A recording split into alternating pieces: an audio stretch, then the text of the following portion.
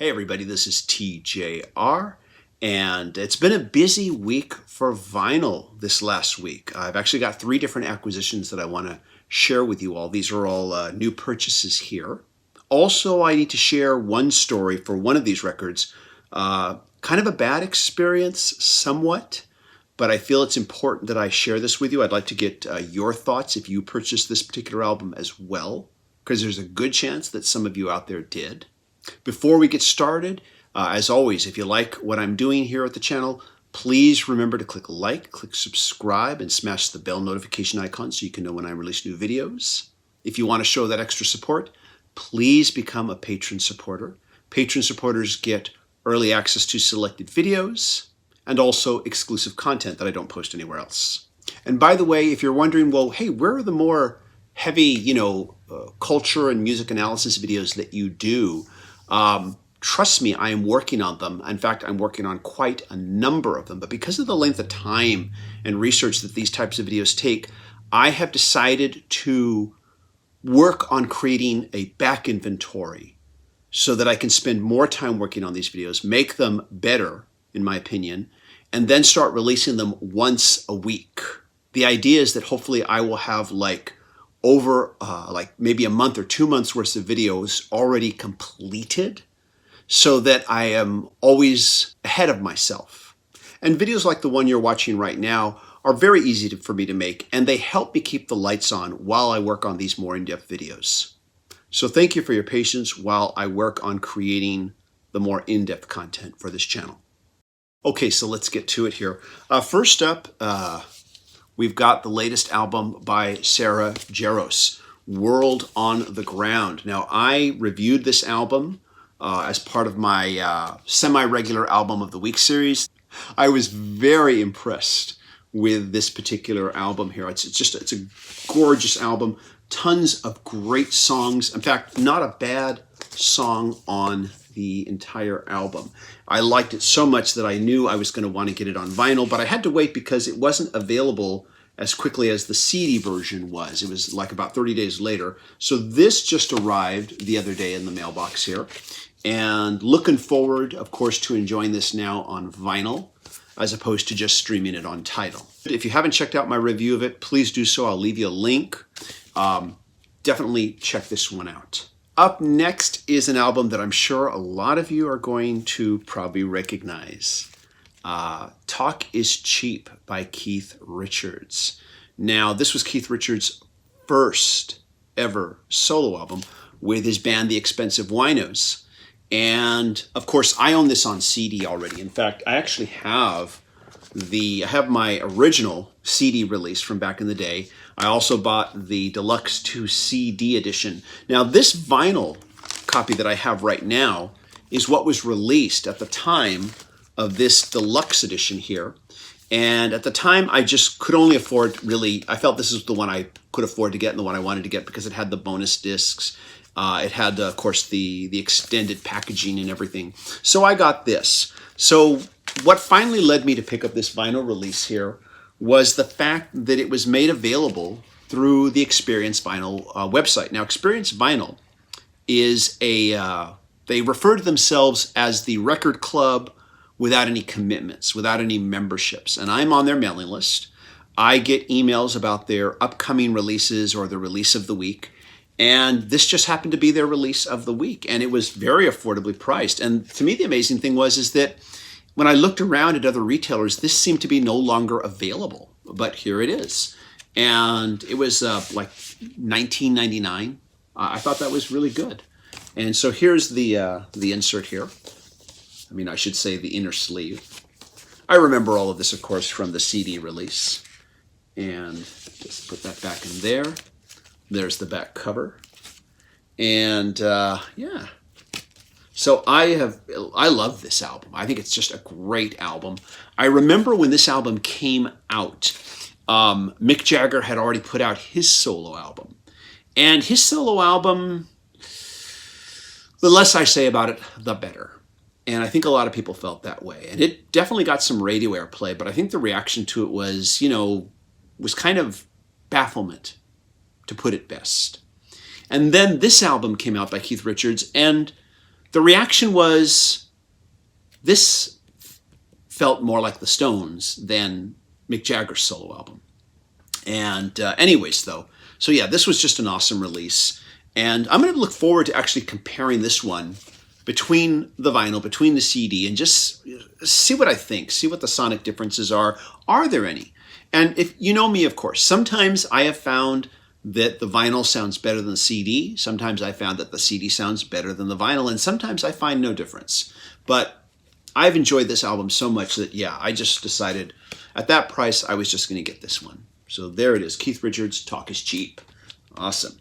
So now let's talk about the album that probably made you click on when you saw the thumbnail. And of course, this is the anniversary release of Abbey Road. This came out a little while ago. Now, when this anniversary edition with the Giles Martin remix came out, I, of course, picked up the Super Deluxe edition, the CD version. And of course, I reviewed that in depth back when it came out. I always figured at some point I would get this vinyl version. And of course, you may remember that when the Sgt. Pepper 50th anniversary remix came out, I picked up the box set. I gave the remix a review and was very positive about it. And then a lot of people said, you know, hey, the CD is good, but you've really got to hear it on vinyl. So I did pick up the vinyl. And I have to admit, the vinyl was definitely superior on the 50th anniversary remix than compared to the CD. So I had a feeling, yeah, I would probably end up getting this one on vinyl too, the 50th anniversary edition. So here it is. And I'm going to talk about a little problem I had with this first, but let's just go ahead. I haven't even opened, I've opened the seal, but I haven't even opened this up yet. Okay, so it's got like this black sleeve here. And I'm sure this is a nod to the tradition of how it was originally packaged. There we go. Show you that. One thing I notice is as I look at the cover here, the photograph, the images definitely seem sharper, especially when I look at the individual Beatles. Definitely sharper, more in focus. I'm guessing perhaps maybe they've enhanced the colors a little bit.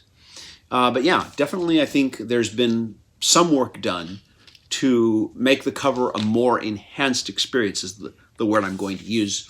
Nothing wrong with that. You know, if they've actually maybe taken the original photo and done some saturation of the colors to enhance it and make it look more vibrant. I don't think there's anything wrong with that, you know. At any rate, though, so there it is, Abbey Road. And so now let me talk about what happened when I got this. This is actually my second one that I've been sent. Now, the reason I picked this up, of course, what really motivated me, I knew I was going to get it at some point, but what really motivated me is that it was suddenly on sale on Amazon.com for about like $15, actually a little bit less. And, you know, it had been listing roughly for about $20 on average, most retailers. So when I saw, oh, you know, like $15, yeah, I'm picking this up now. I'm going to get it. So I ordered my copy. And a lot of times when I order, in fact, not a lot of times, usually when I order a vinyl record from any retailer, Amazon or anyone else, it comes really securely packaged. That was the case with the two albums I just mentioned here. They came packaged in very good protective packaging. And I'll show you an example of what I'm talking about here. So take, for instance, the Sarah Jaros album here. This came in a package like this, a secure mailer, you know, to help, you know, keep it from bending or breaking. And then, you know, the album's in this, but then on top of that, this package came inside of a box like this. You know, this is a typical Amazon packaging here, you know, so that way there were these two levels of protection. And then, of course, there were also, you know, these bubble things in here. So, you know, that's really taking good care of sending a vinyl record to a customer. You know, I respect that. I appreciate that a great deal. Now, however, though, the Beatles album, the Abbey Road album, on the other hand here, it came like this. Let me show you this.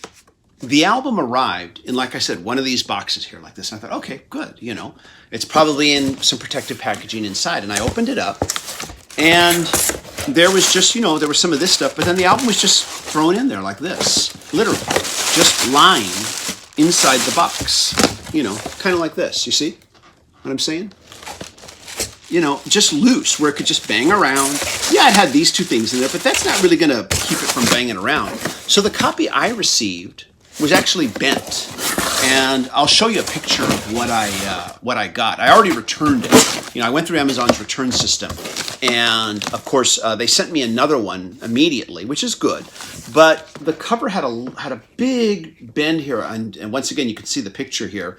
And I never even opened up the shrink wrap seal, because you don't know. The vinyl could have been affected. It could have been hurt. Who knows? So when the second one arrived, guess what? Same exact thing. It's just thrown in the box like this, like that, where it can bang around very easily. Two of these in there. Once again, not very secure protection. And I don't know why, the Sarah Jaros album is so well packaged, yet a Beatles release is not. Twice in a row. I just wonder who's handling the fulfillment on these. Who's handling the fulfillment on one release versus the other. Now, this one here, I've just broken the shrink wrap right before I shot the video here, but I have not yet really taken a serious look at the vinyl itself. Because it had the same potential to bang around, and I'm sure it did. Luckily, it came without any bends in the cover, but hopefully the vinyl itself is good, but looks okay as I look at it here. But I will, of course, put it on the turntable. That's usually when I can find out fairly conclusively if the vinyl is warped or not, is how well it sits on the turntable. That's usually the best way that I've been able to find that. Unless, of course, it's really blatantly obvious that it's warped. At any rate, though, so I'm still really glad I got this, and I'm a little disappointed with how Amazon packaged this one versus other releases I've gotten from them. I'm not sure what's going on with that. Of course, I included that in my notes when I sent them the return about how it was packaged. And I'm going to say it again, that even if this one is fine, I am going to review the packaging. Not the album, just the packaging, and say this is how you package this twice in a row. So keeping my fingers crossed, hopefully this one there's no issues, and I can play it on my turntable, digitize it, and then compare it to the CD version as well. In fact, there's a high likelihood that if I feel I have something worth saying, I'm going to do a CD versus vinyl comparison on this one, especially this one. Very possibly on the Keith Richards one as well. And who knows, maybe I'll just combine the two into one episode. Anyways, though, so those are my acquisitions for this week. It was a busy week for vinyl for me. I don't normally buy that much vinyl in a week's time, but these were some really good deals. And by the way, there was a lightning deal on a particularly well-known band's box set from last year, I think it was last year, that came out that suddenly was at like half price, and I picked it up because there was no way I was going to pass on it. So when that arrives, I'll definitely be showing it to you all. I'll do an unboxing and just show it to you all. By the way, speaking of these kind of show and tell unboxing type of videos, I just wanted to say something here. I know that a lot of you signed on to this channel because you like seeing me do these more deep dive, intellectual, analytical type of videos, which I do. And definitely I like making those videos. And you may not have seen as many of these lately. That doesn't mean I'm not working on them. I'm working very hard. I have been writing multiple scripts for multiple videos that I'm working on right now. Some of these scripts I have shared with the patron supporters. I've given them advanced looks at it. I just today posted a video that I've pretty much 99% completed on the Patreon page so that they can get an advanced look at it. It's one of my more deep dive, analytical videos. These types of videos have always been very hard to make, and usually I'm doing them at the seat of my pants. I'm just writing it, then shooting it, then editing it, and then putting it up there at the seat of my pants. So I'd like to spend more time on these types of videos. So what I'm doing now is I've written like probably 5 or 6 scripts now for these types of videos. I'm in different processes and stages of editing and creating. And the idea is that if I can create enough back catalog, then I can start releasing these videos once a week. But I can be a couple months ahead of myself.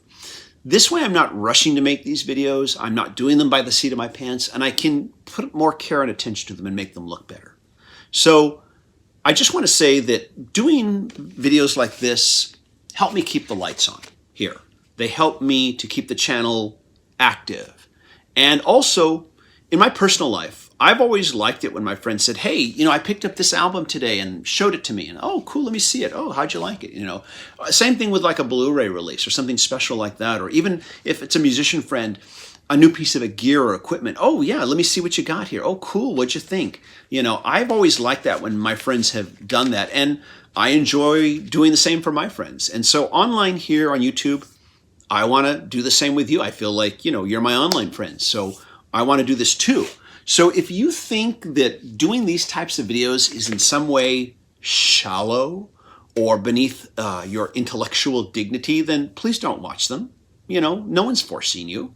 I think most people here on this channel enjoy this kind of sharing type of thing, show and tell, that type of thing. And as always, I encourage you to tell me what you've picked up lately as well. Please do that in the comments. So I just wanted to kind of say that I am working on stuff. And if you really just feel, you know, vehemently opposed to these types of videos, please just don't watch, okay? Wait for the ones you do want to see. It's that simple. No one's forcing you at gunpoint to watch anything. Anyways, that's all I wanted to say. Everybody, thank you so much for watching. I really appreciate your support. And take care. Hope you all stay safe and healthy. Bye-bye.